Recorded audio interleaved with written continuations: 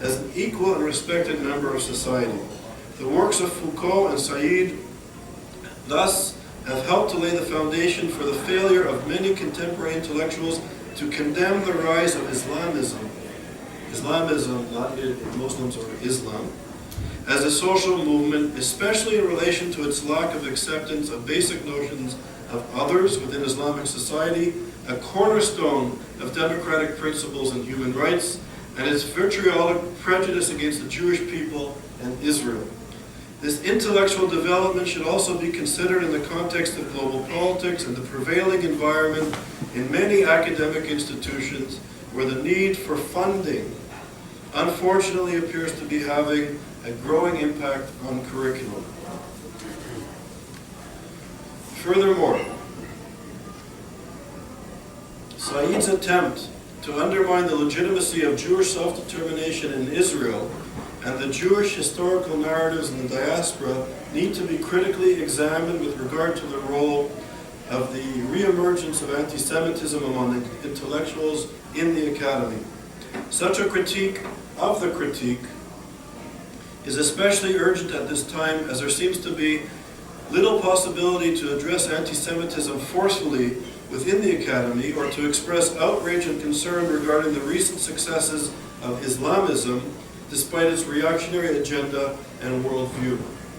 Instead, these ideological and philosophical foundations enable leading and respected scholars such as Judith Butler and others to argue, Peter Beinhardt and others, to argue that Hamas and Hezbollah ought to be viewed as part of the progressive global left.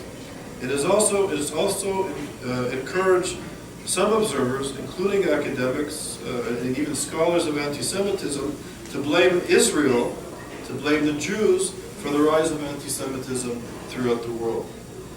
Even in the aftermath of the Holocaust, and despite the Academy's preoccupation with colonialism, racism, sexism, socioeconomic, political, and cultural inequality, domination, and critical understandings of otherness, anti-Semitism, especially its contemporary manifestations, does not exist as an area of study in the mainstream academic curriculum.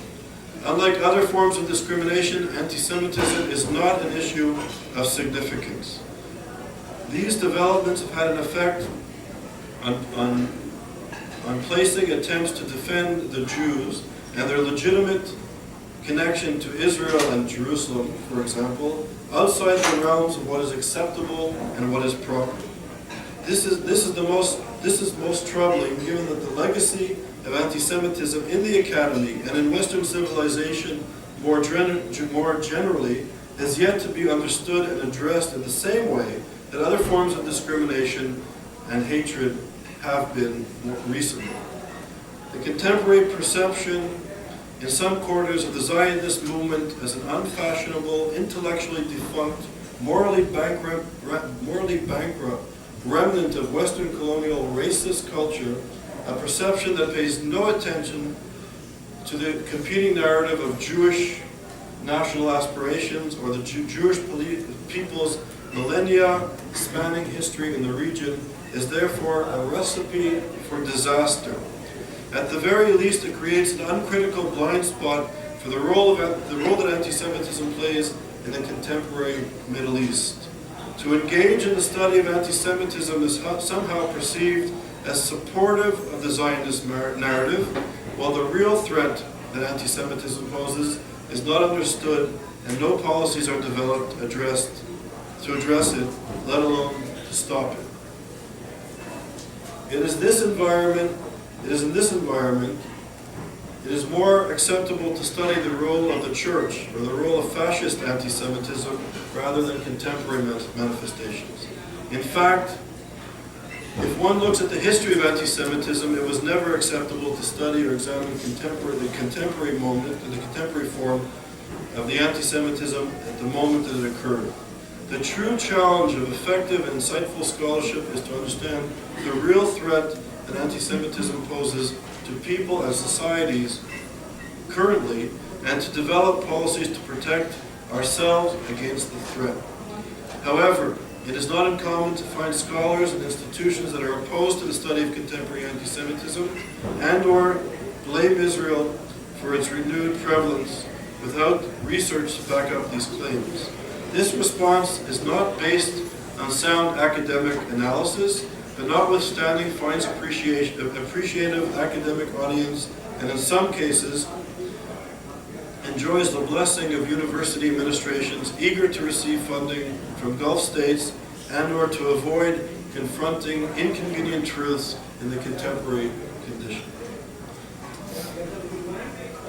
So I think I'm going to end it. I'll end my discourse on anti-Semitism here.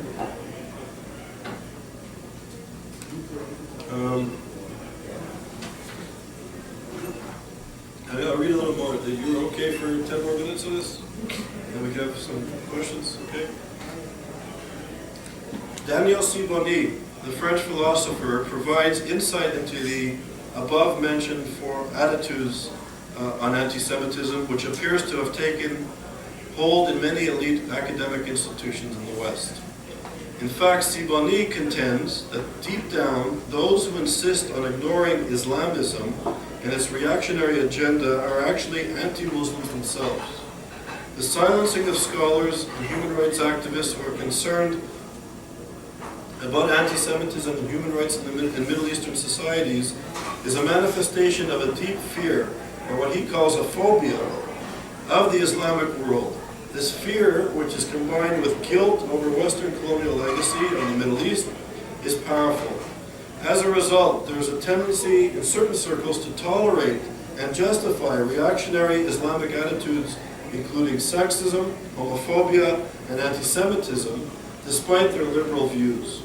It is thus more convenient to blame the Jew for the stalemate in Middle East politics and other related problems. Sibony traces this to a colonial mentality of not expecting the peoples of the Middle East and other parts of the world to adhere to the same criteria of human rights and civility as other civilized people in the West. He also points out to those who continue to highlight these contradictions and dangers eventually come to be perceived as the problem and are targeted themselves. So those of us who speak about this are often targeted in different ways. Sibony goes further, stating that there is an emerging fascination in the West with genocidal anti-Semitism, or genocidal anti-Semitic narratives of radical Islam, or radical Islamism, as expressed by the Iranian regime, the Muslim Brotherhood, and other Salafists.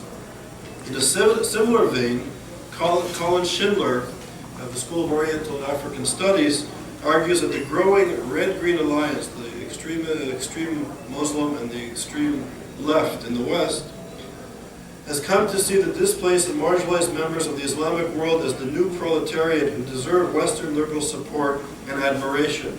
Anyone perceived as being critical of the new proletariat is immediately branded as reactionary. In this intellectual climate, voices condemning brutality, anti-democratic practices, sexism, homophobia, opposition to the minority rights, and other violations of the Universal Declarations of Rights are often silenced, while expressions of genocidal anti-Semitism are dismissed as poor translation and/or hysterical rhetoric fashioned by the Zionist defenders of Israel. Hysteria. This is what makes the task at hand, namely to produce high-caliber scholarship and effective policy development and analysis for dealing with contemporary manifestations, in particular its potential genocidal variety, all the more challenging, but all the more urgent. So I'll leave it there, and I'll be open to comments, critiques, questions.